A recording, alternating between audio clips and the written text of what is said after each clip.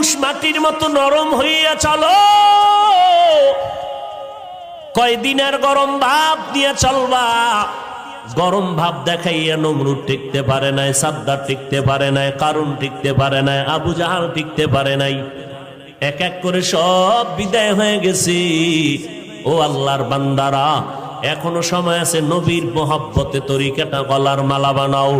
ও এলাকার মুসলমান, ও পর্দার আড়ালের আম্মা জানেরা, বোনেরা, ও বৃদ্ধ বাবাজি, মাটির মতো নরম তবিয়তটা, অভ্যাসটা অন্তরে নিয়া সন্তানগুলোকে আদর্শওয়ালা বানাও। দুনিয়া কিছুই না রে বাবা।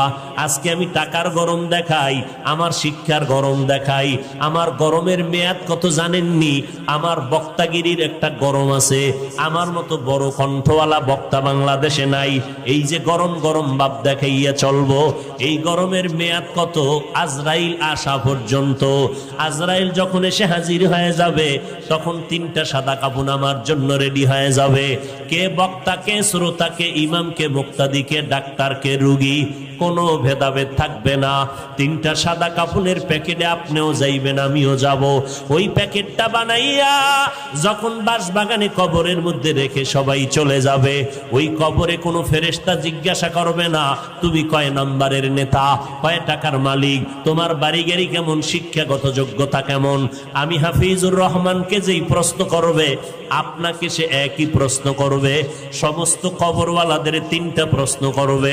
রবের পরিচয় দাও, ধর্মের পরিচয় দাও, রাহমাতুল লিল আলামিনের পরিচয় দাও। এই 3টা প্রশ্নের জবাব যারা দিতে পারবে, মদিনার নবী বলেন তাদের কবর হবে রওজাতুম মির রিয়াজিল জান্নাহ। আর যারা জবাব দিতে পারবা না, তাদের কবর হবে হুফরাতুম মিন হুফারিন নার। ও আল্লাহর বান্দা, কয়দিনের যৌবনের বাহাদুরি করবি? আরে আল্লাহর বান্দা, আমার আল্লাহ কেমন দয়াময় মালিক।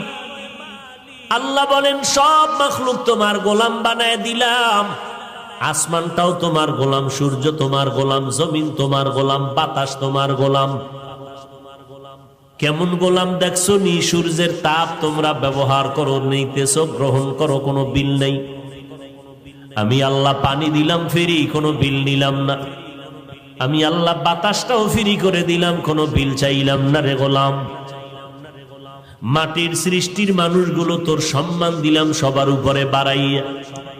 আর এই সম্মানটা যদি ধরে রাখতে পারো, আমি আল্লাহ ওয়াদা করলাম তোরে দুনিয়া তো বাদশার চেয়ারে রাখবো, পরকালেও তোরে বাদশার চেয়ার দিয়া বিনা হিসাবে জান্নাত দিব। আর এই বাদশাহী যদি চা